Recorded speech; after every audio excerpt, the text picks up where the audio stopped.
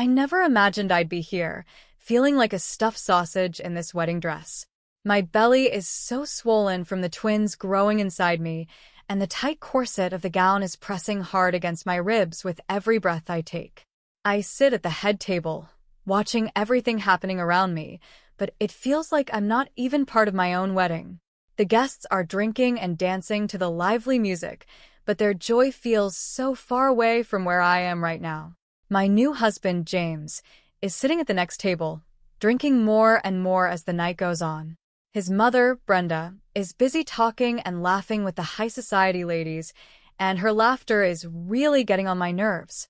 My legs are sore, my back is aching, and these babies won't stop moving. I can't help but think how absurd this all is. We begged James's family to let us marry before I started showing, but Brenda always found a reason to delay. Now here I am, with my pregnancy on full display for everyone to see. Feeling overwhelmed, I decide I need to use the restroom, something that has become all too common with this difficult pregnancy.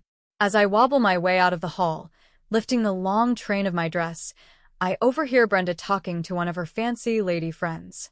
My heart sinks when I hear her say, "Oh, Nicole, I just don't know how to handle this disaster. My James must have lost his mind, bringing home this girl from an orphanage and getting her pregnant with twins." I nearly fainted when I realized we'd have to go through with this wedding. Why is all of this on my shoulders? We don't even know if the babies are his. She's smart enough to lie her way into a home in the capital, and James, bless his heart, is too naive, saying he loves her. What a burden this is. I thought he would marry Shirley, the architect's lovely daughter, not this beggar. Her words hit me hard, like knives twisting in my chest. I clear my throat loudly, startling Brenda. She turns to me, quickly putting on a fake smile and speaking in a sweet, sing-song voice. "Olivia, dear, are you feeling okay? You look pale. Let me have the driver take you home. You need rest in your condition. Go home. We'll finish the party without you." As I stand there, hurt and insulted, I can't help but wonder how I ended up in this situation, married to a man whose mother clearly hates me. Is this really the life I want for myself and my children? I find myself wishing for a mother figure to guide me through all this chaos.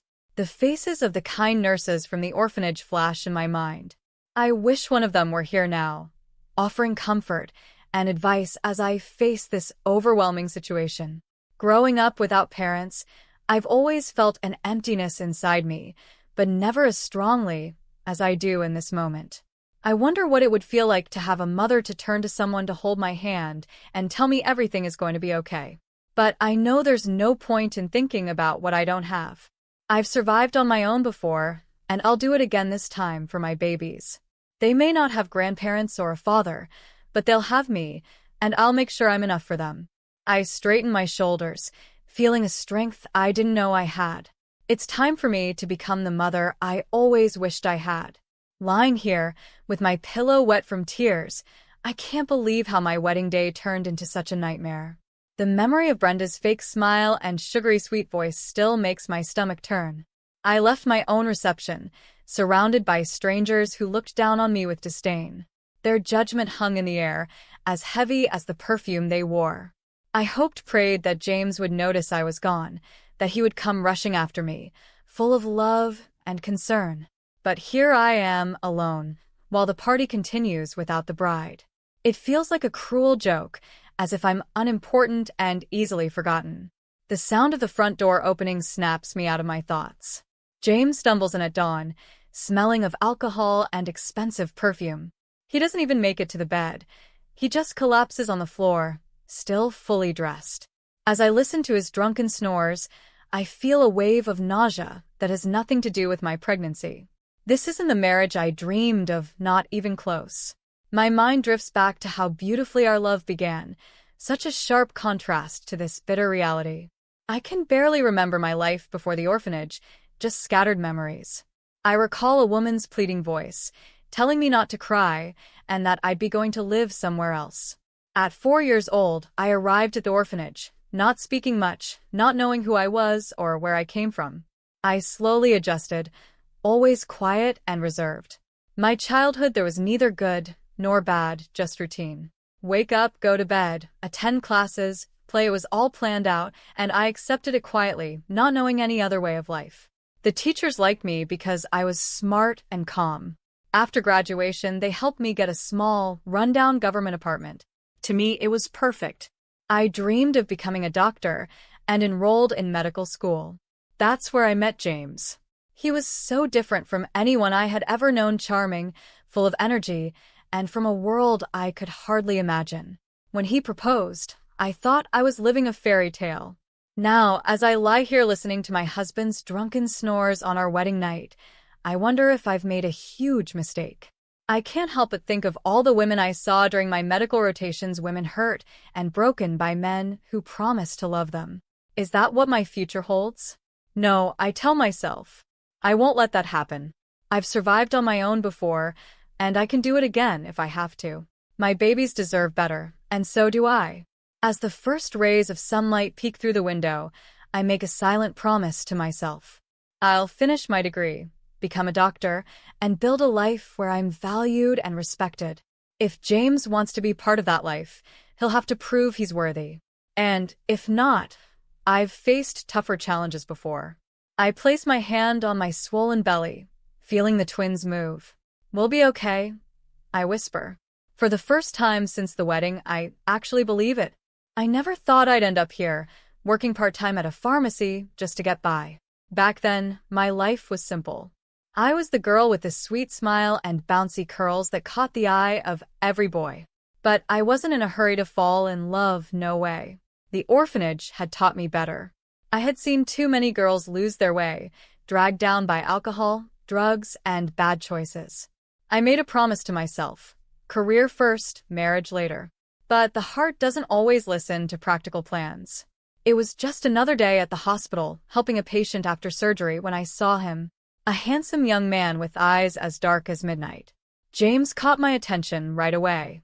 He was so polite and charming, with a wink and a compliment that made me blush. What started as a friendship quickly turned into love before I even realized what was happening. James came from money, his mother a businesswoman, his father working in city administration. At first, I felt out of place, but I didn't hide my background as an orphan or my lack of a wealthy family. James, bless him, admired my strength and independence.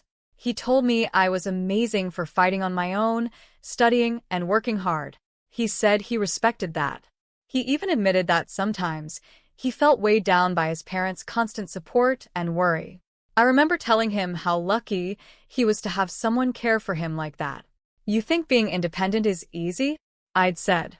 It's scary, not having anyone to fall back on. We started dating, and before I knew it, I had fallen in love. All my old resolutions gone. James was caring and gentle. He promised we'd be together forever, and I believed him. I thought I had found my perfect happy ending, like in the romance novels I used to secretly read at the orphanage. But a few months later, everything changed. I started feeling strange, always tired, and crying for no reason. My period was all over the place. When I saw those 3 lines on the pregnancy test, it felt like the ground had disappeared beneath me. We had just started our relationship, and James hadn't even introduced me to his parents yet. And now a baby? This definitely wasn't part of our plans. We were dreaming of beach trips, not cribs and diapers. I was still in school, for heaven's sake. How were we supposed to raise a child when we barely had anything serious between us? We just had love and a new relationship we were still building. I didn't know how to tell James the first was pregnant. I kept putting it off, getting more anxious with each passing day, until I finally realized I couldn't wait any longer. With my heart in my throat, I decided it was time. I took a deep breath, my heart racing. "Honey, I need to go to the doctor tomorrow," I said, trying to keep my voice steady. "Would you come with me? I really need your support, please." James's face filled with worry right away, and he agreed without a second thought. He asked if I was sick, his voice full of concern. I gave him a vague answer, telling him we'd know everything by tomorrow. The next day, I led him into the ultrasound room, my palms sweaty, my stomach flipping. The news was even more shocking than we expected. I was pregnant with twins. Even the doctor looked surprised, checking my belly carefully before saying, "Congratulations, it's twins," with a smile. His cheerfulness was the complete opposite of James's reaction. On the way home, James couldn't stop pacing and talking, his words hitting me like a ton of bricks. "How could this happen?" he demanded. "I'm going to be a doctor. How did I not think to protect us? Now we're in real trouble. How can I tell my parents? They'll kill me." He kept going, saying how his tiny apartment was already too small for the two of us, let alone for four. He didn't even have his own place yet, he reminded me. His father had promised him a luxury apartment as a wedding gift, but now who knew how his parents would react? I felt like I was drowning in a sea of emotions, fear, guilt, and uncertainty. Tears streamed down my face as I whispered that I didn't know what to do. I told him I was just as shocked and unprepared as he was. I still had to finish school, and now there were twins. But then, something inside me snapped. "Don't yell at me like this is all my fault," I said, my voice stronger than I felt. "You were there too. I didn't make these babies on my own." My voice cracked as I finished, but I stood my ground. I voiced my biggest fear. "Are you going to leave me now?" As I stood there waiting for his answer, it felt like my whole future was hanging in the air. Would he stay with me? Or would I end up alone, just like I'd always been afraid of? In that moment, I realized that no matter what, I had to be strong for myself and for the little lives growing inside me. I never imagined I'd be in this situation, stuck between love and judgment, hope and despair. James's hug should have made me feel better, but his words felt empty. He said the babies were his too, and apologized for losing his temper. He said we needed to tell his parents and somehow get married. He promised we'd figure it out together, though he didn't really know how. I felt a bit of relief, but it didn't last long.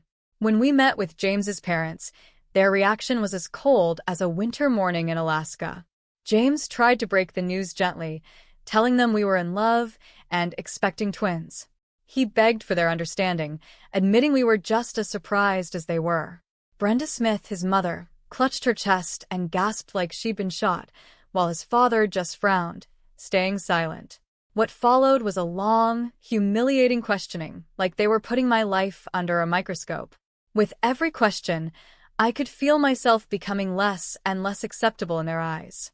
Not only was I pregnant with twins, but I was also an orphan with no family and no money. In their eyes, I was a terrible match for their only son. But they had no choice, they had to accept me as their son's bride. They decided to rent out my tiny apartment and have us live in their mansion. At least, they reasoned, there would be space for the children to play. And just like that, a new chapter of my life began. Adult family life. No more working at the pharmacy. Either my future in-laws were firmly against me working in a shop. I was thankful they at least let me finish my studies. There I was, taking my final exams with a belly as big as a watermelon. I had always dreamed of getting married before my pregnancy showed, wanting everything to be perfect. I imagined dancing with my love, trying on different wedding dresses, and picking out veils and accessories. A wedding, after all, is more than just a celebration for a woman. It's a symbol of love, a rite of passage, a memory to cherish for life. But Brenda Smith had other ideas. She delayed the wedding 4 times, each time with a new excuse. First, it was an illness, then high blood pressure, then work obligations, or the season wasn't right. It felt intentional, like Brenda was trying to delay the wedding until I was in my 3rd trimester, looking shapeless and far from beautiful. Maybe she wanted to make a fool of me in front of the guests. Brenda was a tough woman, without any sign of compassion, respect, or kindness. She controlled the entire family and their business with no one daring to question her. As I lay in bed each night, my hands resting on my growing belly, I couldn't help but wonder what I had gotten myself into. Was this the family I wanted for my children? For myself? But then I'd feel a small kick, a reminder of the little lives counting on me, and I'd gather my strength. I might not have chosen this situation, but I was determined to face it for my babies and for myself. In the Grand Smith mansion, Brenda's smile was always as bright as polished silver when others were around. But as soon as James came home from work, she would pull him into his father's study, and her true nature would come out. "Darling," she'd coo, her voice full of fake concern, You won't believe what your fiancé did today. She ruined your silk shirt. The foolish girl washed it on the wrong setting. And she's been lounging around all day, acting like she owns the place. Where did you find her again? You've barely known each other, and she's already pregnant with twins. Are you sure they're yours? There's never been twins in our family, you know. It's genetic, after all. Brenda's words cut deeper as she continued. Why burden yourself with this? What's so special about her? She's a simple girl, not even that smart, and she hasn't even finished school yet. She doesn't have a penny to her name. Can you imagine 3 babies crying all the time? It would drive me mad, and it will drive you mad too. You're still young, James. Your whole life is ahead of you. And now you want to tie yourself down with sleepless nights and all this responsibility? You're still just a child at heart, used to living with mommy. Are you sure you're ready for this? You don't need to worry about children who might not even be yours. Wake up while you still can. James, clearly upset, would defend himself. He asked his mother what she was suggesting, that he throw out his pregnant fiancée. What would people think? He insisted he truly loved me, even admitting he didn't want kids right now and couldn't imagine what life would be like with them, but he said we'd get used to it. What else could we do? Brenda's smile would turn even sweeter, almost sickening, as she replied, Of course, we don't need to throw Olivia out. That would be cruel. But I have another idea. After these talks, James would come out of the study irritated and on edge. It was clear he wasn't happy about becoming a father so soon either. He felt like his life was over, that he'd be stuck at home forever. Even the wedding felt like a hollow, pointless event, just done to keep up appearances. I stand there watching James mumble something I can't even understand before the registrar. His hands are shaking as he slips the ring on my finger. This moment, the one I dreamed of since I was a little girl, feels empty, like a badly rehearsed play. After the ceremony, he disappears into the celebration, not even noticing when I quietly slip away, too tired and heartbroken to keep pretending. Is this how a man in love acts? Where is the tenderness, the warmth we used to have? It's as if our unplanned pregnancy erased every bit of affection between us. 3 weeks go by, and there's no talk of a honeymoon. James's parents are watching every penny that was gifted to us as newlyweds money I haven't even seen. We start arguing over the smallest things. He's annoyed by my tossing and turning at night, complaining that I keep him awake. Before I know it, he moves to another room. My heart breaks a little more each day. I miss him so much, craving just a little love and support, especially at night when my fears feel overwhelming. I'm scared of the birth, of needing a C-section, of something going wrong with the babies. Here I am, still a student, and soon I'll be caring for twins. I have no one to confide in, no shoulder to cry on, no family or real friends. I try to calm myself by imagining James falling in love with our babies the moment he holds them, but even that hope feels shaky. Then out of nowhere, he drops another bombshell. He's leaving for a 5-week business trip, starting tomorrow. He says he has important things to take care of, as if it's no big deal. Tears fill my eyes as I beg him, asking how he can do this. I'm already struggling, feeling unwanted by his mother and judged by his father. And now he's leaving me? What if the babies come early? I've read that it's common with twins. What am I supposed to do if I'm alone? The doctors still aren't sure if I'll need a C-section. How can he abandon me now, at such an important time? I beg him not to go, not to leave me feeling so scared, but he just gets annoyed. He tells me to stop reading silly things, insisting I still have a month to go, and I'm not alone. His parents will take me to the hospital if anything happens. He claims he's doing this for us, earning money, but his tone is like that of a spoiled child. He says he's just starting his career and needs to do this now to be successful later.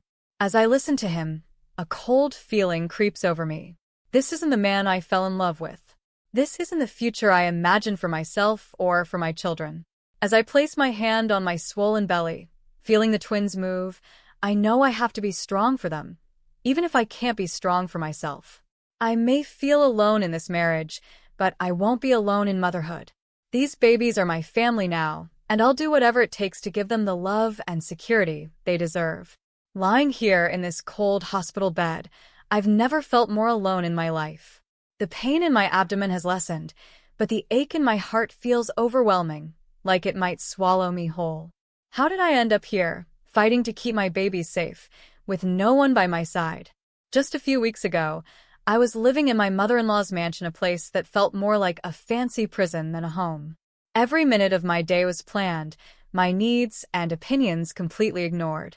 It was like I was invisible to them, like they didn't even see me. I still get chills thinking about that night. The pain hit me like a train, my belly tightening with contractions. Panic took over as I stumbled to Brenda's room, barely able to call for help. Her annoyance was clear as she asked why I was making noise in the middle of the night. She accused me of causing problems before labor had even started. As I begged her for help, getting worse by the minute, she finally called an ambulance. But her words hurt more than the pain in my body.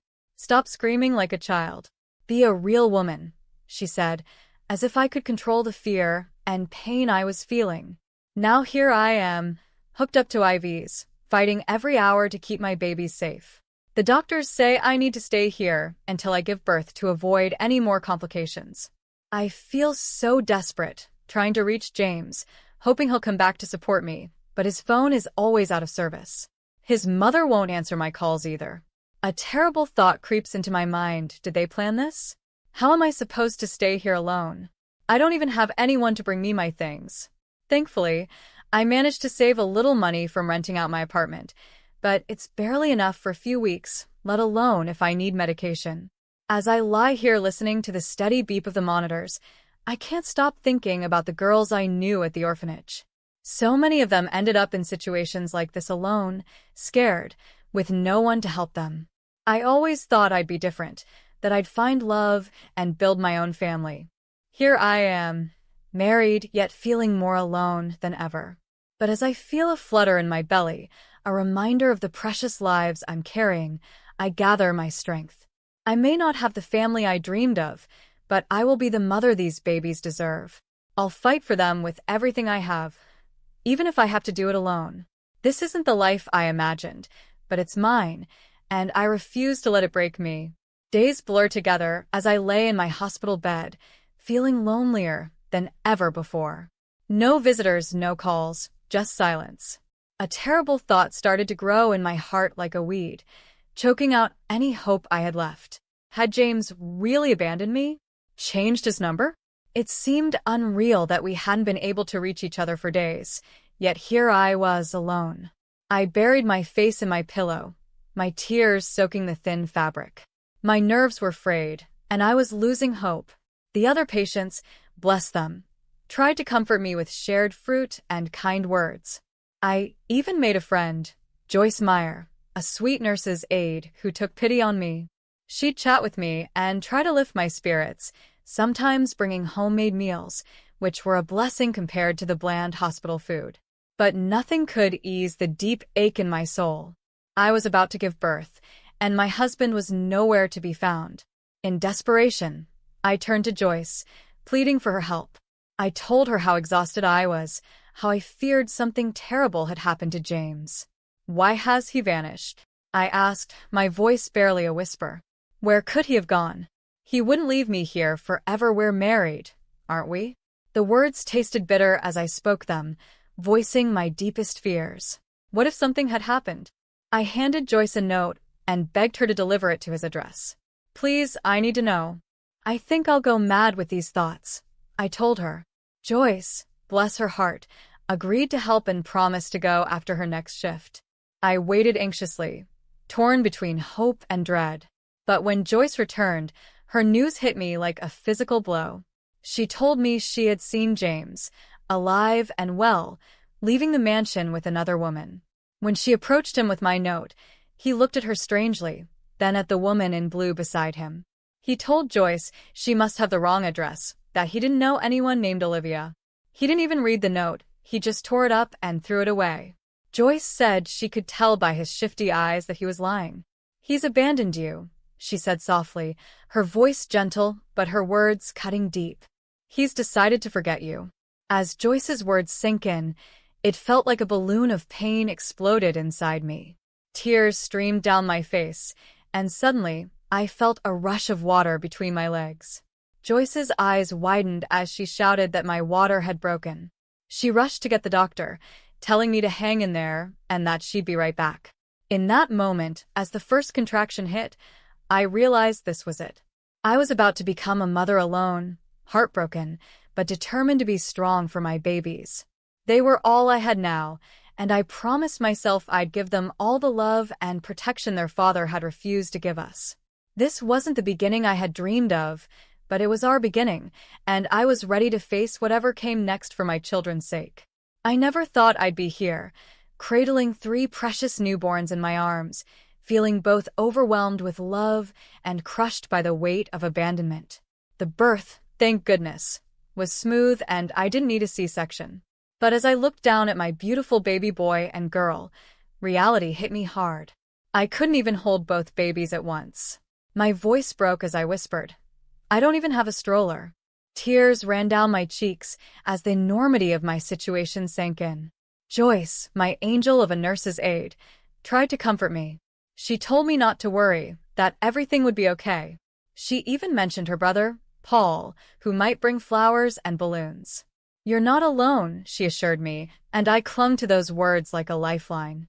She told me about Paul, kind and compassionate, with a limp from saving a child from under a truck. Joyce promised to contact City Hall to look into bigger apartments or financial aid. She and her brother would help me, she said. Her words were meant to be comforting, but they only reminded me how truly alone I was. When the day of discharge came, my hospital roommates helped me get ready. It felt strange putting on makeup when my world had fallen apart. City Hall officials even arrived to take pictures for their records. Paul, Joyce's brother, was waiting downstairs. He was tall and friendly, despite his noticeable limp. He handed me flowers and gave me a hug, whispering words of encouragement. Just then, a local TV crew arrived, looking for heartwarming stories about new mothers. They focused on me and the twins, asking about my first impressions and expectations. I forced a smile, trying to look composed for the cameras. After the whirlwind interview, Joyce and Paul helped me into a taxi. When I finally entered my tiny apartment, I let out a deep sigh, followed by more tears.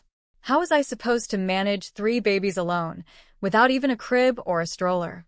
But beneath the fear and uncertainty, there was a fire burning inside me. I was angry at James. I felt discarded, like I wasn't good enough. But in that moment, I made a vow to myself and my babies.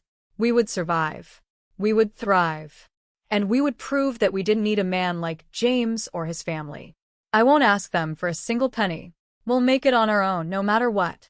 As I look at my sleeping twins, I feel a strength I never knew I had. We may be starting with nothing, but we have each other, and that's everything. In the luxurious Smith family mansion, excitement filled the air. A local news story had just featured a heartwarming piece about a brave mother who had given birth to twins. The whole family watched as Olivia was seen on TV being greeted by a man with a noticeable limp. The clip was short, focusing mostly on Olivia and her babies. Brenda Smith's sharp voice cut through the room. She exclaimed that this proved what she had suspected all along, that the babies weren't James's. She declared that the real father had finally shown up. James, torn between his love for Olivia and his mother's influence, struggled to understand what was happening. He suggested that maybe Olivia had just asked someone for help. He admitted they had made a mistake by abandoning her and the children, his voice full of regret as he confessed he still loved Olivia. He reminded his mother that they were, after all, still married. Brenda's anger was clear as she scolded her son for being naive. She refused to believe that the twins could be James's, insisting that strangers' children wouldn't be welcome in her home. With a cruel smile, she predicted that Olivia wouldn't last long on her own. She mentioned that she had heard Olivia was seeking government help, but she was confident that her husband's connections in city administration would block Olivia from getting public housing. Brenda sneered, saying Olivia would soon come crawling back with no way to support herself. She almost seemed happy as she declared that Olivia's true colors as a deceitful orphan had finally come to light. James, as always, was swayed by his mother's strong personality. Years of strict parenting had left him unable to form his own opinions or stand up to her. Despite his love for Olivia and his deep regret, he lacked the courage to go against his mother. He continued to follow her cruel plans, secretly hoping that Olivia would return and they could make things right. The scene shifts to one of Brenda's important business presentations. She was beginning her speech in front of a group of top executives. The large screen behind her was ready to display her carefully prepared slides. However, due to a technical glitch, the screen started showing a rerun of the local news instead. Right at that moment, the report about Olivia and her twins appeared on the screen, showing Paul helping her. The entire audience was shocked. Many people in the room had attended James's wedding and recognized Olivia. They were confused. Why wasn't James with her? Who was this man? And, most importantly, what did this have to do with the business presentation? Realizing her mistake, Brenda quickly switched the screen back to her slides, apologized, and continued her talk. But by then, everyone in the room was whispering and discussing the unexpected video they had just seen. One businessman, Larry King, could barely stay focused until the end. He was shocked because he recognized the man in the video. Paul was the same person who had saved his 10-year-old son from a traffic accident a year ago. At the time, Larry had been away on a long business trip and wasn't there when the accident happened. When he got back, he studied the intersection footage and remembered the face of the man who had saved his son. But the man's identity remained a mystery because he had left while the paramedics were treating the boy, even refusing help for his own injuries. Larry had always wanted to thank him in person, and now he had finally seen him again. Wasting no time, Larry used his connections to find out more. He discovered that Brenda's son had abandoned his wife and children, not even being there when Olivia was discharged from the hospital. Larry found out where Olivia was living and decided to visit her. Knowing there were young children, he bought diapers and toys, wanting to bring something helpful. When he arrived at Olivia's door, he was greeted by a pale, tired-looking young woman. She seemed surprised to see him, but despite being strangers, Olivia quickly began to talk. I opened the door, my heart skipping a beat when I saw a face I didn't recognize. For a second, I was thrown back to the day James left, feeling that same mix of hope and dread. But this wasn't my husband, it was someone else. Suddenly, I became aware of how messy I must look.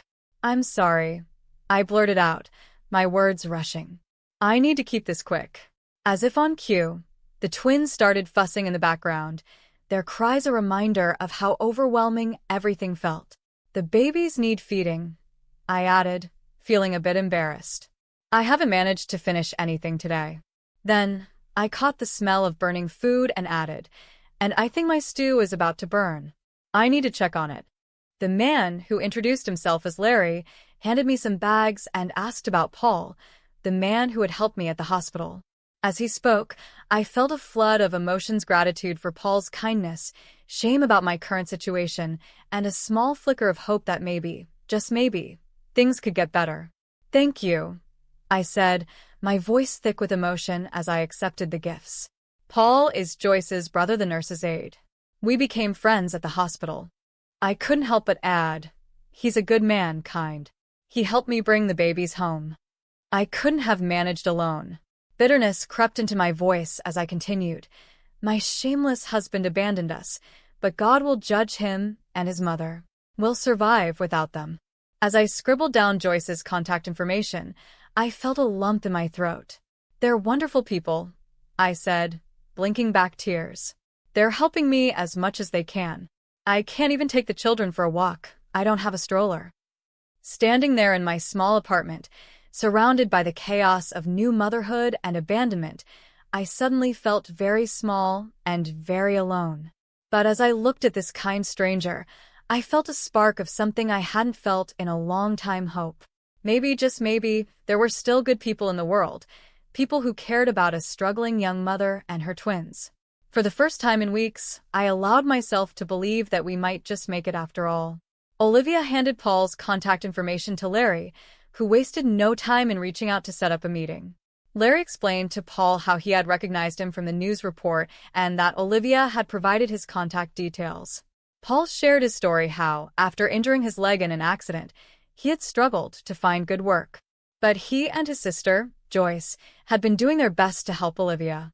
Larry listened carefully, impressed by Paul's kindness and courage despite his own difficulties. Paul, concerned for a young woman he barely knew, had gone out of his way to help. Larry spoke with determination, his voice firm but kind. He offered Paul a job at his company, starting as an assistant manager with a good salary and reasonable hours. He then added that he would take care of the stroller situation for Olivia, noting that it wasn't much for him, and he was happy to help the struggling mother. Paul's joy was clear as he eagerly accepted the job offer. He promised to work hard and not disappoint Larry, adding that his sister would be overjoyed, as she had always worried about him. I never imagined my life could change so quickly. One moment, I was drowning in despair, and the next, a lifeline appeared in the form of Paul and Larry. Paul started working at Larry's company and quickly proved himself to be an exceptional employee, rising to the role of general manager in no time. His career took off like a rocket, and I couldn't help but feel proud and amazed. Larry, true to his word, also came through for the twins. He sent a beautiful stroller, so elegant it brought tears to my eyes. It was something I could never have afforded on my own, a symbol of the kindness that still exists in the world. Now, our walks are a joy, with the babies sleeping peacefully in the fresh air, their appetites getting better each day. As for Paul and me, we've grown incredibly close. He's become like an unofficial member of our little family, always helping with everything and bringing a sense of comfort and peace I thought I'd never feel again. He's truly a kindred spirit, and sometimes I wonder if this is what real love feels like. The pain of James's betrayal has started to fade, like an old photo losing its color. I realize now that we were never right for each other, we were just three different people, and what we had was probably more passion than love. I don't regret the divorce anymore. Life with his unpleasant mother would have never made me happy. With Paul and Joyce's help, I even managed to get a 4-bedroom apartment from the city. No more cramming our growing family into that tiny space. Time flew by, and before I knew it, the twins were starting daycare, and I was finally able to go back to university. I've even begun my internship on the same ward where I gave birth. Talk about coming full circle. It wasn't easy at first, juggling everything, but I found a way to manage, finding a rhythm in the chaos. Through it all, Paul has been there, my faithful support, bringing peace and joy to my heart. The way the children call him, Papa, reaching out their little hands, and how he melts with love, it fills me with happiness and hope for our future. As I watch my little family, I can't help but think how life works in mysterious ways. From the darkest moments of despair, I've found a happiness I never thought was possible. It's not the life I had planned, but it's filled with love, laughter, and second chances. And you know what? I wouldn't have it any other way. Meanwhile, in the once grand Smith household, things had taken a bad turn. Brenda Smith, my former mother-in-law, had lost her job, and her husband had suffered major financial losses, pushing their family business to the edge of bankruptcy. James, unable to cope, turned to alcohol, constantly blaming his mother for ruining his life and forcing him into terrible decisions. He could never forget the kind and loving Olivia, and his guilt tormented him day and night. He even tried to reconcile, calling me over and over, but I either ignored him or hung up just as he had once done to me. James started gambling, wasting what little money was left of his parents' fortune. He hired women for company, but none of them could give him even a fraction of the warmth I once had. Brenda Smith, watching her son spiral out of control, became desperate, realizing too late that all of this was her fault. Her hatred for me grew even stronger. In a moment of desperation, she turned to James with a chilling suggestion.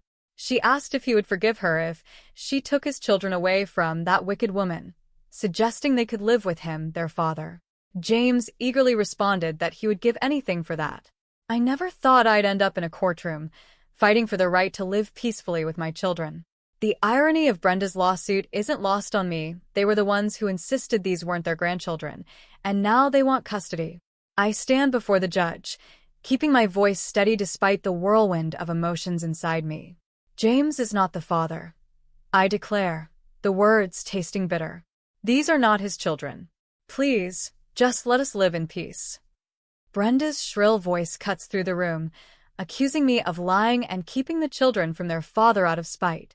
She threatens genetic testing, her eyes wild with desperation.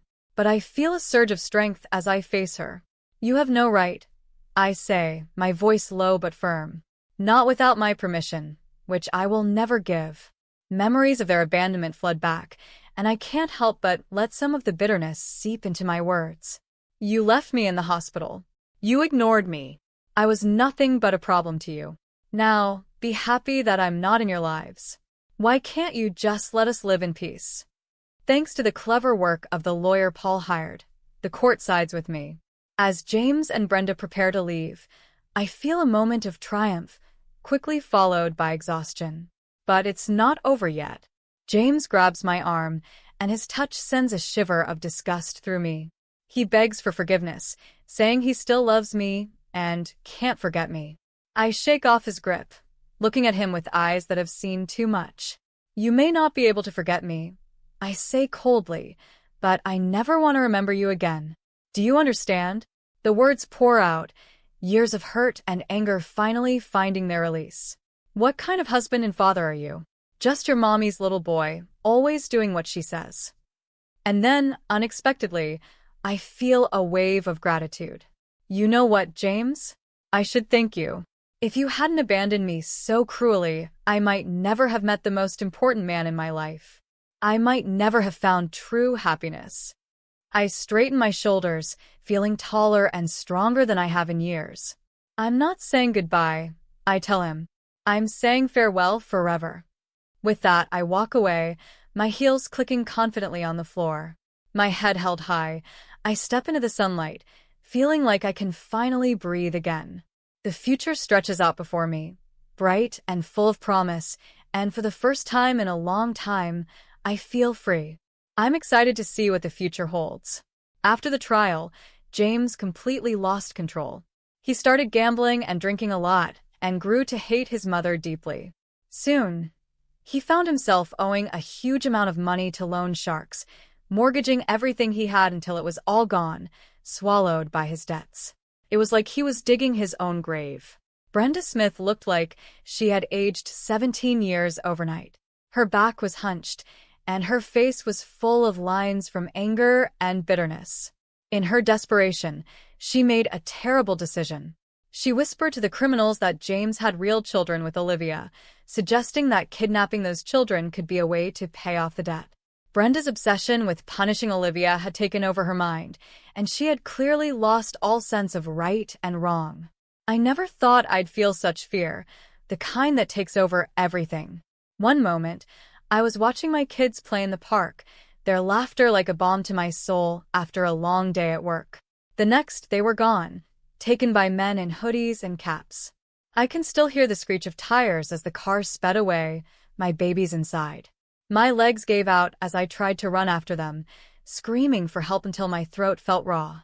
The world became a blur of faces and sirens. At the hospital, I was barely aware of what was happening, the sedatives dulling the edges of my terror. Paul's face appeared, and I clung to him like a lifeline. "Find them," I begged, my voice a broken whisper. "I can't live without them. What if they're hurt or worse?" The fear was too much to bear, each thought like a knife to my heart. Paul held me tight, promising that the police were searching and that we'd find them. But how could he be so sure? When the detective arrived, I forced myself to focus, to remember every detail. My hands shook as I tried to describe the kidnappers and the car. By some miracle, I remembered the license plate, a small ray of hope in this nightmare. As the search went on, I felt torn apart. Part of me wanted to collapse, to give in to the crushing fear and despair. But another part, the mother in me, refused to give up. I turned to Paul, my voice steadier than I felt. "Please, let's go that way," I said. "My heart will find my babies. I'm not lying." He hesitated, and I could see the doubt in his eyes. My heart was pounding in my chest, each beat reminding me that my children were out there, waiting for me to find them. Paul tried to reason with me, saying I was too weak to go looking. But he didn't understand. I looked at him, my gaze burning with the love and desperation only a mother can feel. "If you won't take me," I said, my voice low and determined. Then I'll leave this hospital and find my babies on my own. I'll tear apart anyone who stands in my way. I'll dig up the earth with my bare hands if I have to. I have to. I can see the struggle in Paul's eyes, but he gives in, and we head to the search site. We drive through nearby villages showing pictures of the twins, but no one has seen them. As darkness falls, Paul tries to convince me to go back, but I'm filled with a fierce determination. No, I say, my voice breaking. I'm not going back until we find them. Please understand, my heart is about to stop. I can't eat or sleep anyway. Let's just ask a few more people. Just as we're about to leave the last village, I spot a forest ranger's cabin. My heart leaps into my throat as I run toward the window, desperate for any help. The bearded ranger listens to my panic story and tells us about a hideout in the swamp where the kidnappers might be. We set off with him, hope and fear battling inside me. At the hideout, we see a faint light in a small window. Suddenly, there's a scuffle and then a gunshot. The ranger quickly subdues a man, and we find my terrified children inside. The man claims he saved the children from criminals and brought them to the cabin for protection. As we bring the children home, relief washes over me like a tidal wave. Holding them in my arms again, joy and gratitude overwhelm me. Later, the police reveal that the man in the cabin wasn't the kidnapper, but their rescuer. He leads the authorities to where the real criminals were hiding, and evidence is found that exposes Brenda Smith's evil plan. She is sent to a mental institution, and James's life spirals even further with his father dying of a heart attack and their family business collapsing. Looking at my children, safe in their beds, I realize this nightmare has finally ended, though the fear still lingers, a reminder of how quickly everything can change. I promise myself to hold them closer, love them more fiercely, and never take a moment for granted again. I never thought I'd find peace after everything we've been through, but here we are, sitting down to dinner with Scott, the man who saved our children. As I watch Paul thank him, calling him a true hero, a warmth spreads through my chest. Scott humbly responds, saying I'm the real heroine for never giving up, and his words bring tears to my eyes. I smile softly and say, we just did what any parent would do, but deep down I know it was more than that. As Scott shares his tragic past, I see my own pain reflected in his eyes. When Paul offers him a job as the caretaker of our property, I feel a surge of pride and love for this man who has become my rock. I join in, telling Scott that it's our turn to do something for him, and I mean every word.